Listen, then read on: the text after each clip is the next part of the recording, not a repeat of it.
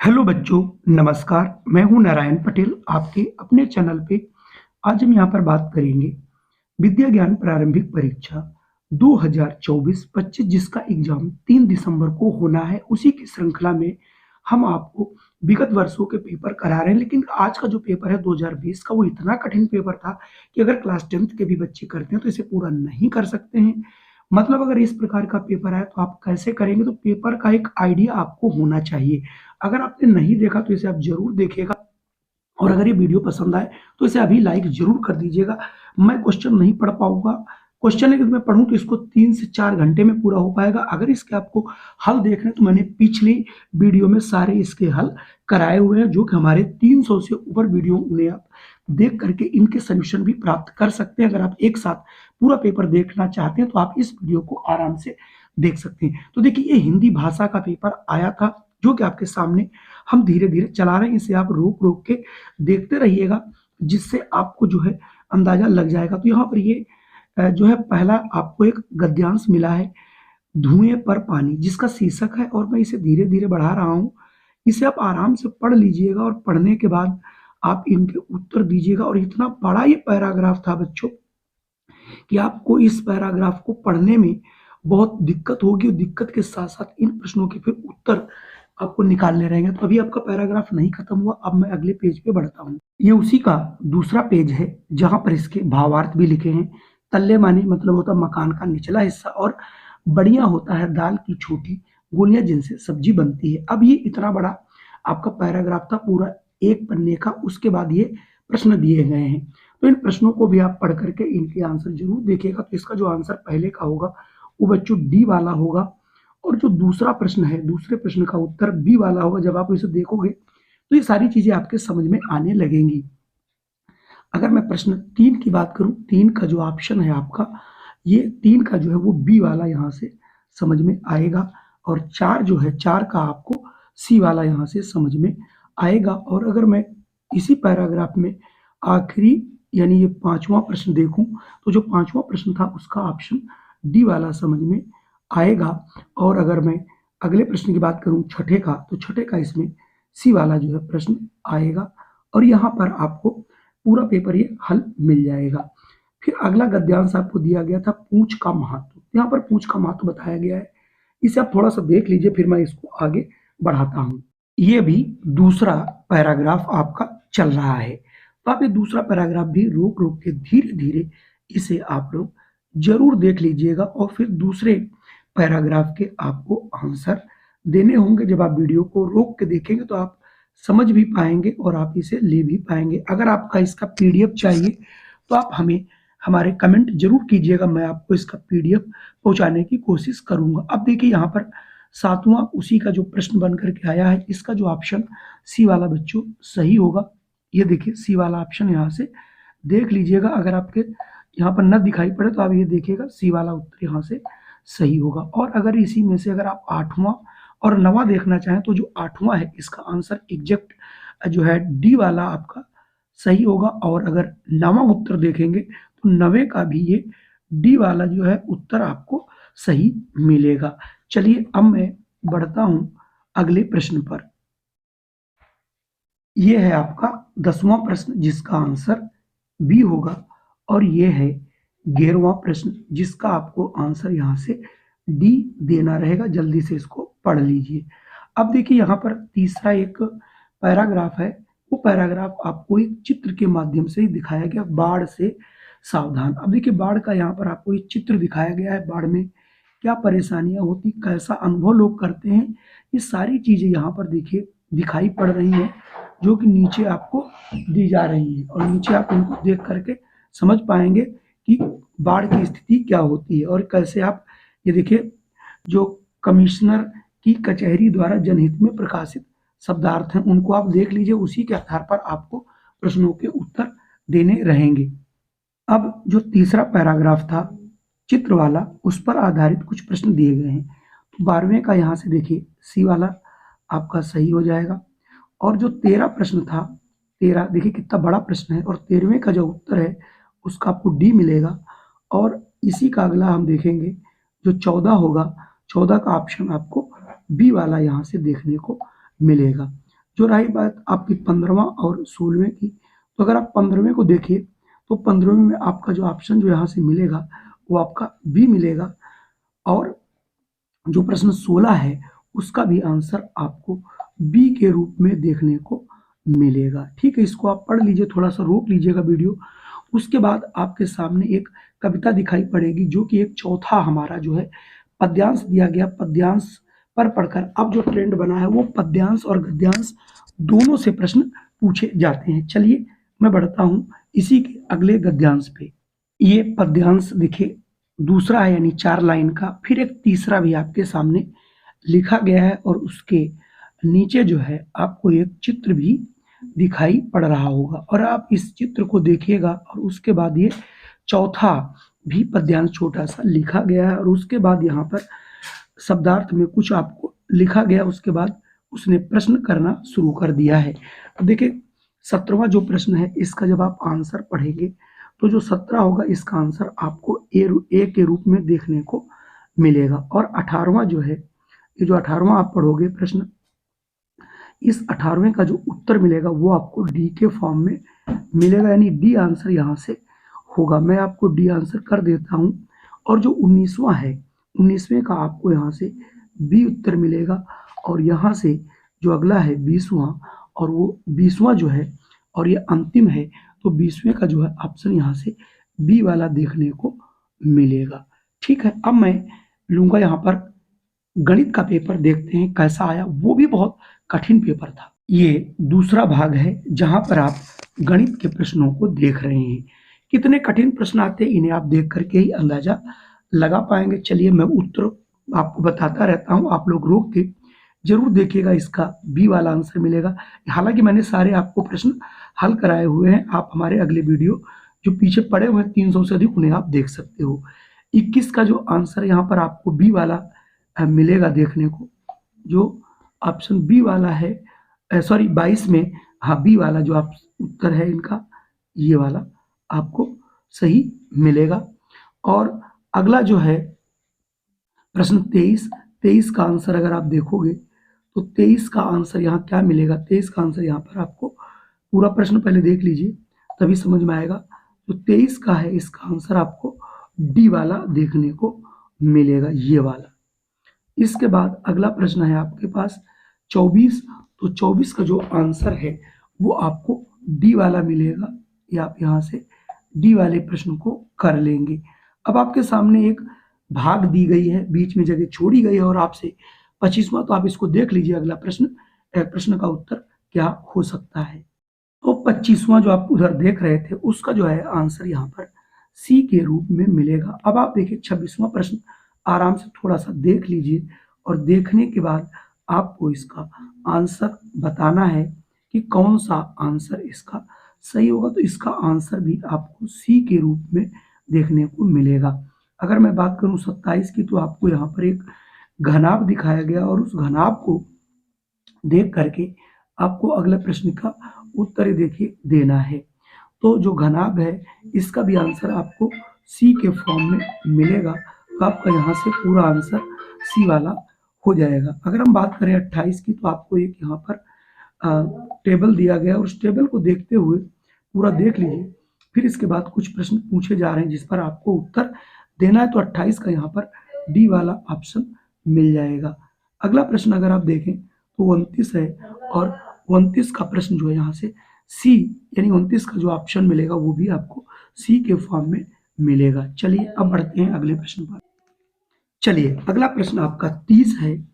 30 में पूछ रहा कौन सा कथन सही है। तो 30 का यहाँ से ऑप्शन डी वाला सही हो जाएगा। चलिए अगला प्रश्न की हम बात करते हैं। ये 31 प्रश्न है, थोड़ा बड़ा प्रश्न है, इसको आप जरूर देख लीजिएगा। और 31 वाले प्रश्न का आंसर जो है वो आपको बी के फॉर्म में देखने को मिलेगा, यानी यहाँ से आंसर आपको बी निकालना रहेगा। अगला प्रश्न आपके पास देखिए ये है 32। तो 32 को भी आप ध्यान से देखिए, और 32 का जो ऑप्शन है वो आपको बी के रूप में देखने को मिलेगा। ठीक है, अब थोड़ा सा आप लोग पढ़ जरूर लीजिएगा।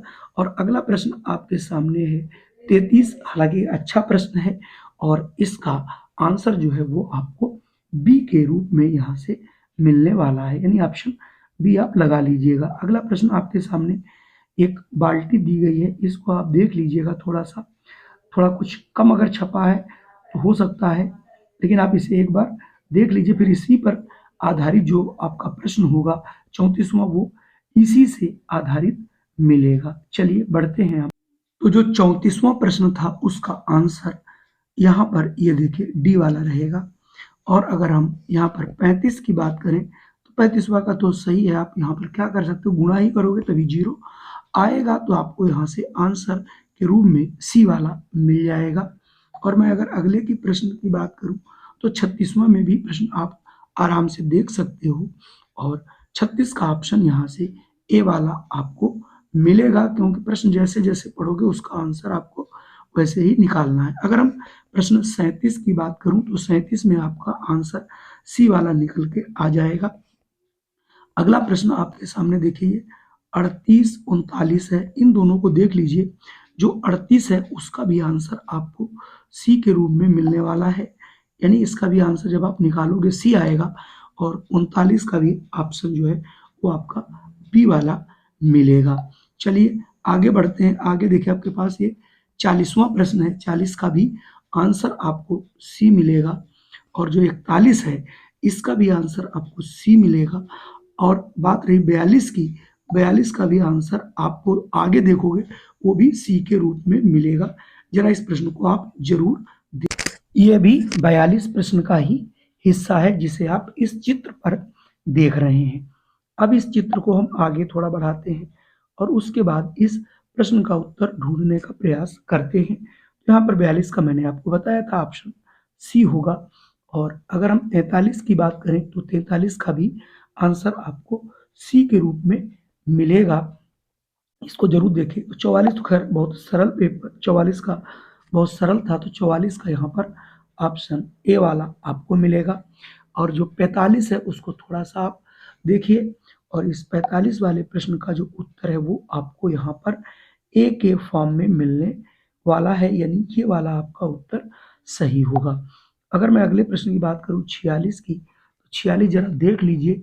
46 का जो है ऑप्शन यहाँ पर आपको डी वाला मिलेगा, यहाँ से ये डी। अगला प्रश्न है 47, और 47 का भी आपको उत्तर डी के रूप में मिलेगा। इसे आप थोड़ा सा रोक के जरूर देखिए, तभी आपके आंसर क्लियर हो। 48 है, और इस 48 का अगर आप उत्तर देखेंगे तो ये आपको बी के फॉर्म में मिलेगा। और जो 39 प्रश्न है इसको अगर आप देखोगे वो आपको सी के रूप में यहाँ से मिलेगा, यानी ऑप्शन बहुत ध्यान से देखने हैं। और इसके उत्तर इसलिए क्योंकि जब आप इसे हल करोगे तो आपको इससे बहुत मदद मिलने वाली है। जो 50वां प्रश्न है इसका भी ऑप्शन आपको बी के रूप में ये वाला यहाँ से मिलेगा, यानी आप यहाँ से बी वाला उत्तर लगा पाओगे।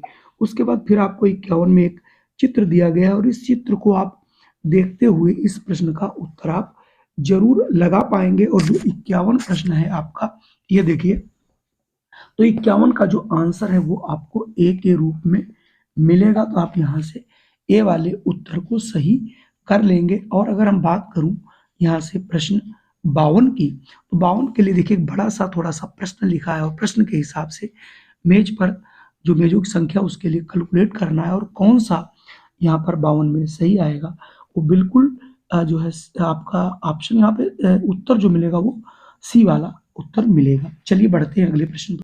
ये देखिए आपको 53 दिया गया है, और 53 में पूछा जा रहा है कौन सा चिन्ह लगेगा।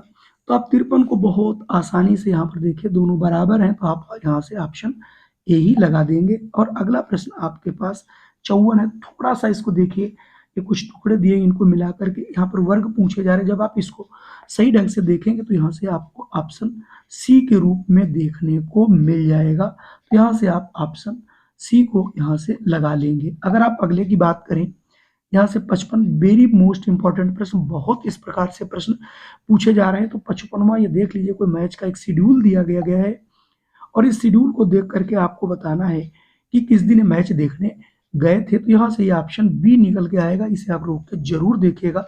जो अभिरुचि का पेपर है वो भी आप समझ पाएंगे, मैथ जैसा ही पेपर दिखेगा आपको।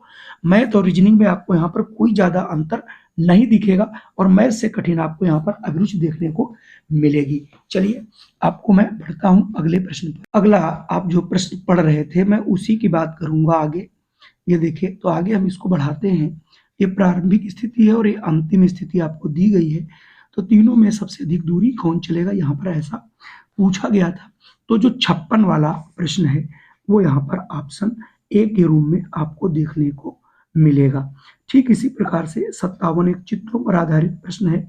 57 को आप देख लीजिए, 57 थोड़ा सरल है, जिसका ऑप्शन आपको डी के रूप में मिलेगा। फिर भी आपको एक चित्र पर ही आधारित प्रश्न दिखाया गया है 58 में, यहाँ पर आपको ऑप्शन जो है डी के रूप में मिलेगा। अगला प्रश्न आपके सामने चित्र पर ही है और दर्पण से है 59 का, इसका आंसर क्या होगा? इसका ऑप्शन भी आपको डी के फॉर्म में अगले प्रश्न पर दिखाई पड़ेगा। यहाँ पर 59 जो प्रश्न था उसका आंसर डी होगा। और जो 60 वाला है इसे आप थोड़ा सा चित्र को ऊपर पढ़ लीजिए और उसके बाद इसको जरा देखिएगा। जब ये काट के निकाला जाएगा तो इसका आंसर क्या बनता हुआ नजर आएगा, ये देखिए। तो इसमें जो आंसर आपका 60 में है वो ए वाला आपका अब बनेगा, तो यहाँ से ए लगा लीजिएगा। और जो 51 है 61 है, ये भी प्रश्न थोड़ा सा अलग प्रश्न है, इसे आप पहले पढ़िए और इसे देखिए। और 61 का जो आंसर है वो आपका यहाँ पर बी वाला बनेगा। और अगला प्रश्न आपके सामने, अगला प्रश्न 62 है, जिसे आप देख लीजिए और इसका भी आंसर आपको बी के रूप में मिलेगा। और 63 अगर मैं प्रश्न की बात करूं तो 63वां देखिए आपके सामने प्रश्न दिया गया है और इसको आप जरूर पढ़िएगा और इसका ऑप्शन आपको यहाँ से ए वाला मिलेगा। और अगला प्रश्न है 64, ये देखिए। तो 64 का जो उत्तर है वो भी आपको यहाँ पर सी के रूप में मिलने वाला है, क्योंकि कैलेंडर का क्वेश्चन है। यहाँ पर 65 प्रश्न है, 65वां को थोड़ा आराम से देखिएगा क्योंकि थोड़ा सा कठिन प्रश्न आपके लिए हो सकता है, तो यहाँ से डी वाला होगा। अब मैं बढ़ता हूँ अगले प्रश्न पर। 66 नंबर का प्रश्न है, पैटर्न है, उसे आप देखिए। और अगर आप इसका आंसर जानना चाहते हैं तो आंसर इसका बी निकलेगा। और अगर आप अगला प्रश्न देखें 67, तो 67 थोड़ा सा अलग प्रश्न है, लेकिन इसका भी आंसर आप आगे जब बढ़ेंगे काफ़ी तो इसका भी आंसर आपको डी मिलेगा। और जो आपका 66 प्रश्न है 68 प्रश्न है, और इस 68 को भी जब बहुत ढंग से हल करेंगे तो सी निकलेगा। और 69 का जब आप सोल्यूशन ढूंढेंगे तो वो आपको ऑप्शन सी के रूप में यहाँ पर देखने को मिलेगा। अब बात करते हैं प्रश्न 70 की। तो 70 देखिए, इतना बड़ा प्रश्न है, इसको आप यहीं पर पढ़ लीजिए क्योंकि अगले पृष्ठ पर इनके आंसर यानी ऑप्शंस जो है वो दिखेंगे। ये है 70 वाला, इसका ऑप्शन बी होगा। और जो 71 है पांसे वाला, इसका भी आंसर आपको सी मिलेगा।